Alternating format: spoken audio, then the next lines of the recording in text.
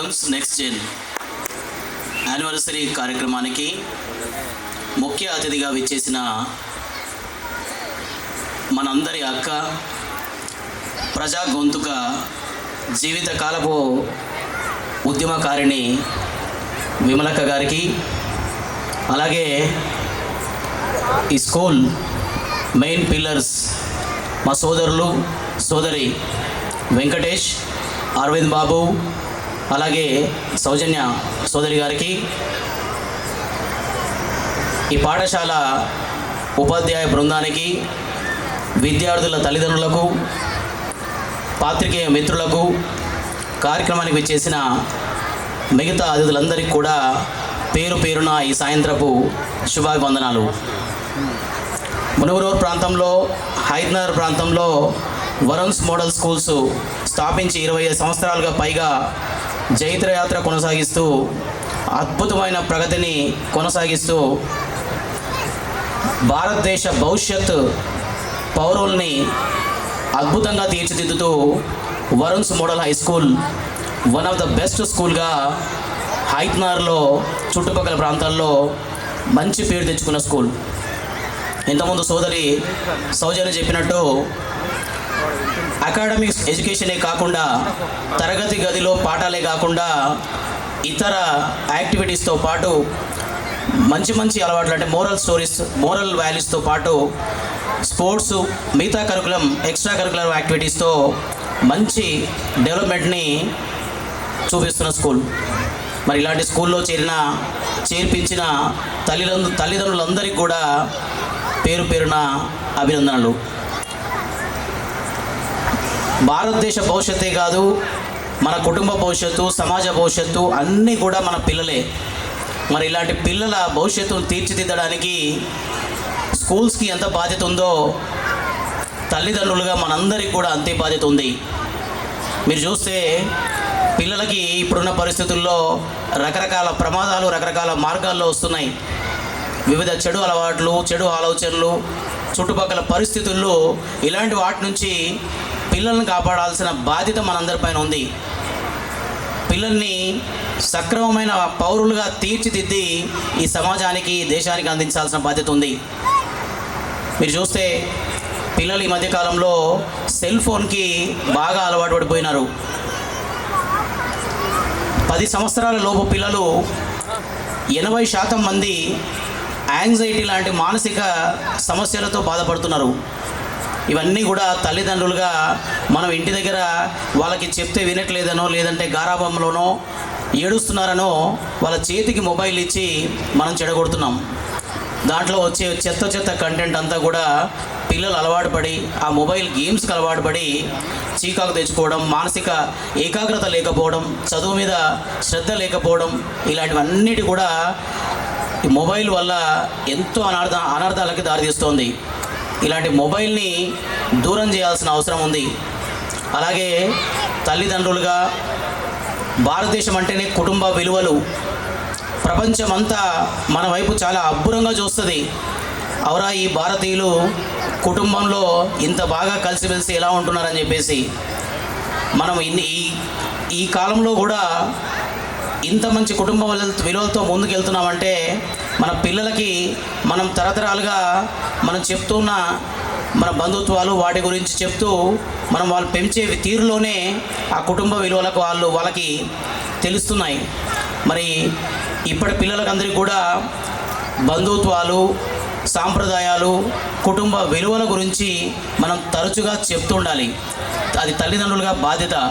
ఆ బాధ్యతతోనే మనం రేపొద్దున మనం పెంచి పోషిస్తున్న చెట్టు అది. ఆ చెట్టును బయట ఉన్న చెట్లో అది అడ్డగోలుగా పెరగకుండా ఎప్పటికప్పుడు మనం ట్రిమ్ చేస్తుంటాం. మన పిల్లలు కూడా అలాగే వాళ్ళు చేసే చెడు మంచి విషయాల్లో ఎప్పటికప్పుడు గమనిస్తూ మనం జాగ్రత్తగా ట్రిమ్ చేసినప్పుడే మనకు అద్భుతమైన భవిష్యత్తుతో కూడిన పిల్లలు మన చేతికి అందిస్తారు. ఇలాంటి కుటుంబ విలువలతోటి, మంచి విలువలతోటి సమాజానికి అందించాల్సిన బాధ్యత పేరెంట్స్గా మన అందరిపైన ఉంది. అలాగే విద్యా విషయానికి వస్తే ప్రపంచం అంతా చాలా ఫాస్ట్గా చేంజ్ అయిపోతుంది. ఒకప్పుడు సాంప్రదాయపరమైన విద్య, వైద్యం, లాయర్, పోలీసో లేదంటే ఒక ఇంజనీరో ఇంకేదో ఉంటుండే. కానీ ఇప్పుడున్న పరిస్థితుల్లో ప్రపంచంలో కొన్ని వందల వేల రకాల ఉద్యోగ అవకాశాలు పుట్టుకొస్తున్నాయి.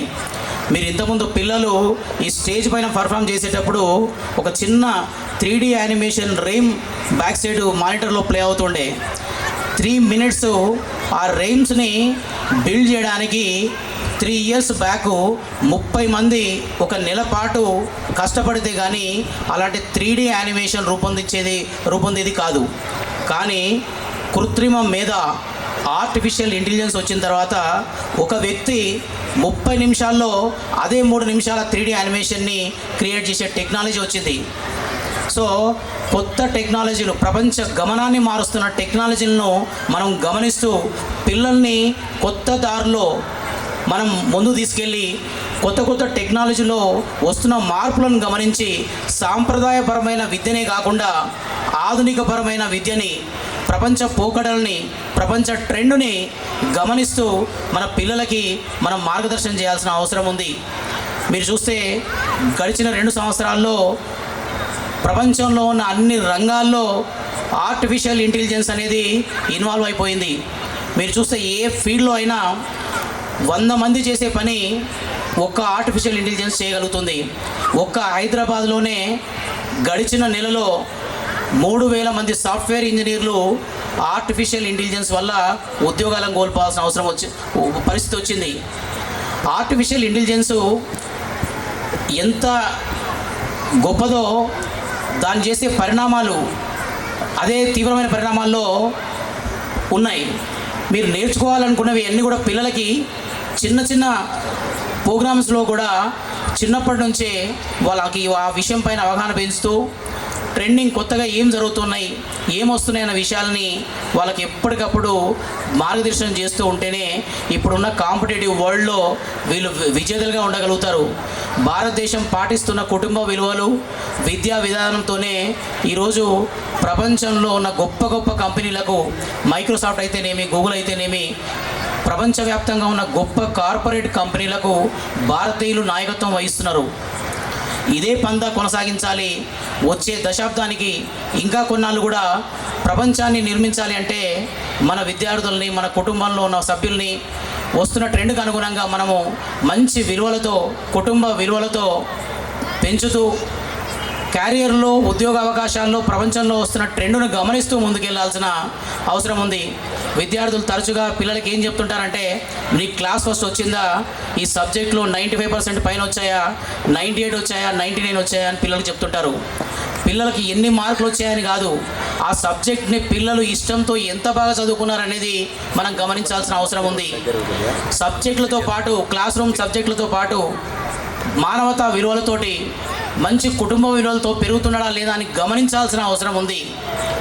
మీరు భాస్కర శతకంలో చెప్పినట్టు నలభీమ పాకమైన నందు నింపొదవడు నొప్పు లేక రుచి పుట్టగా నేర్చుడయ్యా భాస్కర అంటాడు భాస్కర శతకంలో. అంటే నలభీమ పాకంలో అయినా సరే మంచి వంటకం చేసి ఆ వంటకంలో ఉప్పు లేకపోతే ఆ పదార్థం ఎలా రుచించదో, ఎంత గొప్ప చదువుకున్నా మంచి విలువలు, నైతిక విలువలు, కుటుంబ విలువలు, పెద్దలంటే గౌరవం లేని ఆ విద్య వ్యర్థం. కాబట్టి మనం మంచి, అది మన చేతిలో ఉంది. 50% స్కూల్ టీచర్ల చేతిలో ఉంటుంది, పాఠశాలల చేతిలో ఉంటాయి. మిగతా 50% విద్యార్థుల చేతిలో ఉంటుంది. స్కూల్స్, మన తల్లిదండ్రులు ఇద్దరు కలిస్తేనే మనం అద్భుతమైన భవిష్యత్తుతో కూడిన పిల్లల్ని తయారు చేయగలుగుతాం. ఇంట్లో మీరు టీచర్ల పట్ల ఎట్టి పరిస్థితుల్లో కూడా ఏదైనా మాట్లాడుతూ వాళ్ళని చులకన చేస్తూ మాట్లాడకూడదు. మీరు మాట్లాడే విషయాల్ని పిల్లలు గమనిస్తూ దాన్నే వాళ్ళు కంటిన్యూ చేస్తారు. కాబట్టి పొరపాటున కూడా మీరు చులకన చే భావంతో మాట్లాడకూడదు. ఇంట్లో ఒక టీచర్ తరగతి గదిలో 45 నిమిషాలు పాఠం చెప్పాలి అంటే తను ఒక 10 కిలోమీటర్లు